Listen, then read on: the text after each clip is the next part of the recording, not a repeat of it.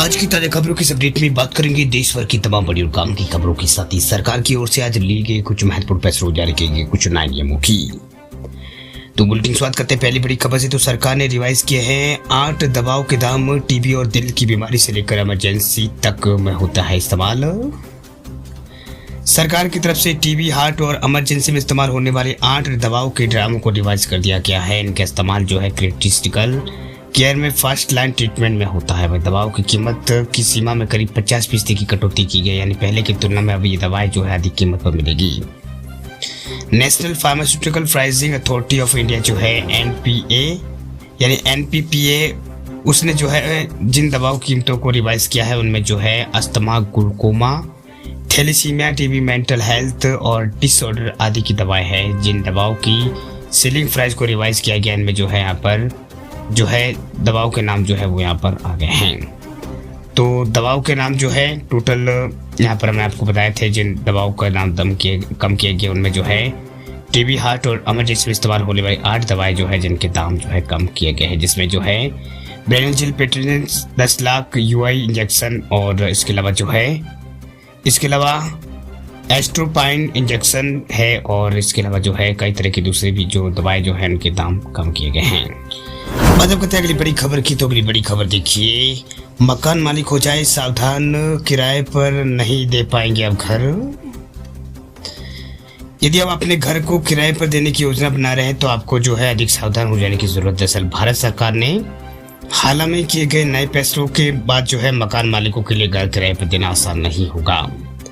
दरअसल मकान मालिकों को टैक्स संबंधी कई नई शर्तों का पालन करना होगा जो उनके लिए एक बड़ी चुनौती साबित हो सकती है। दरअसल सरकार ने हाल में मकान मालिकों के लिए कुछ कड़े नियम लागू किए हैं। मकान मालिकों द्वारा टैक्स चोरी और किराए में होने वाली आय को सही घोषित न करने की घटनाओं को देखते हुए ये नियम लाए गए हैं। अब मकान मालिकों को किराए के मकान से होने वाली आय पर जो टैक्स जो है वो चुकाना होगा और इसे इनकम फ्रॉम हाउस प्रॉपर्टी के रूप में घोषित करना अनिवार्य कर दिया गया है।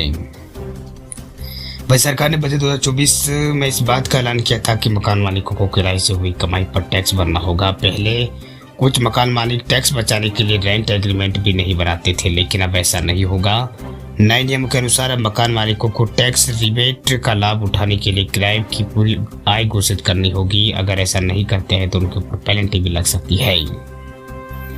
तो अगर आप भी यहाँ पर मकान मालिक है और आप अपने मकानों को किराए पर देते हैं तो आपके लिए जो है ये बड़ी यहाँ पर खबर निकल के सामने आ रही है। बात अब करते हैं अगली बड़ी खबर की। तो स्टार हेल्थ इंश्योरेंस पॉलिसी धारकों के लिए बड़ा झटका, देखिए खतरे में कंपनी। देश की सबसे बड़ी health insurance company star health ने साइबर हमले का सामना किया है, जिसमें एक हैकर्स ने कंपनी के ग्राहकों का डेटा और मेडिकल रिपोर्ट लीक करने की धमकी दी है। हैकर ने कंपनी के प्रबंध निदेशक को भेजे गए ईमेल में $68,000 लगभग जो है 57 लाख रुपए की फिरौती की मांग की है। अब स्टार हेल्थ का मार्केट कैप करीब $4 अरब है और कंपनी वर्तमान में प्रतिष्ठा और व्यावसायिक संकट का सामना कर रही है। वही मीडिया रिपोर्ट के अनुसार हैकर ने ग्राहकों के संवेदनशील डेटा को लीक करने के लिए टेलीग्राम, चैटबॉट्स और एक वेबसाइट का इस्तेमाल जो है वो यहाँ पर किया है, जिसमें टैक्स विवरण और मेडिकल क्लेम पेपर शामिल है। वही कंपनी ने अतिरिक्त जांच शुरू कर दी है। उसका कहना है कि वह एक लक्षित दुर्भावनापूर्ण साइबर हमले का शिकार है। वही भारतीय स्टॉक एक्सचेंज ने अपनी एक रिपोर्ट पर हेल्थ इंश्योरेंस जो कंपनी जो है स्टार हेल्थ से स्पष्टीकरण मांगा है, खासकर ये जानने के लिए कि क्या कंपनी के मुख्य सुरक्षा अधिकारी इस डेटा लीक में शामिल थे। कंपनी ने बताया है कि उसने हैकर्स की पहचान करने में मदद करने के लिए भारतीय साइबर सुरक्षा अधिकारियों से सहायता मांगी है। इस बीच टेलीग्राम ने हैकर्स से जुड़े खातों पर स्थायी रूप से प्रतिबंध लगाने से इनकार कर दिया है। बीमा कंपनी से जुड़ी एक और बड़ी खबर देखिए, एलआईसी ने इंश्योरेंस पॉलिसी के नियमों में क्या है बदलाव। अब एंट्री उम्र घटाई, प्रीमियम बढ़ाया। देश की सबसे बड़ी कंपनी जो है बीमा कंपनी भारतीय जीवन बीमा निगम जो है एलआईसी, उसने जो है न्यू एडमोटेड प्लान उसमें महत्वपूर्ण बदलाव किए हैं। अब योजना में एंट्री की उम्र जो है 55 से घटाकर 50 कर दी गई, जो उम्रदराज लोगों के लिए काफी नुकसानदायक साबित हो सकती है। इसके अलावा प्रीमियम में वृद्धि की गई जो कि 1 अक्टूबर 2024 से लागू होगी।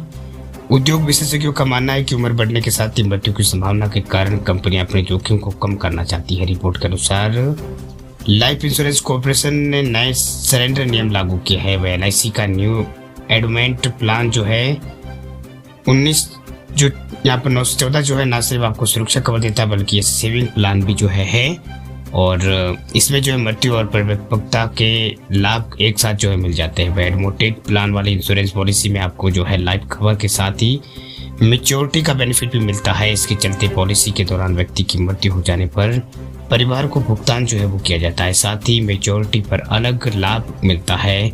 हालांकि हालिया बदलाव के बारे में एलआईसी ने अब तक कोई भी आधिकारिक प्रक्रिया जो है वो नहीं दी है, यानी प्रतिक्रिया जो है वो नहीं दी है। वैसे आपको वीडियो अच्छा लगे आप इसे लाइक करें और चैनल पर नए चैनल को सब्सक्राइब करें, साथ में आप बेल आइकन भी दबा दें ताकि खबरें जो है आपको रोजाना इसी तरह की मिलती रहे। वीडियो पूरा देखने के लिए आपका बहुत बहुत धन्यवाद। मिलते हैं आपको किसी अगले वीडियो में, तब तक के लिए जय हिंद।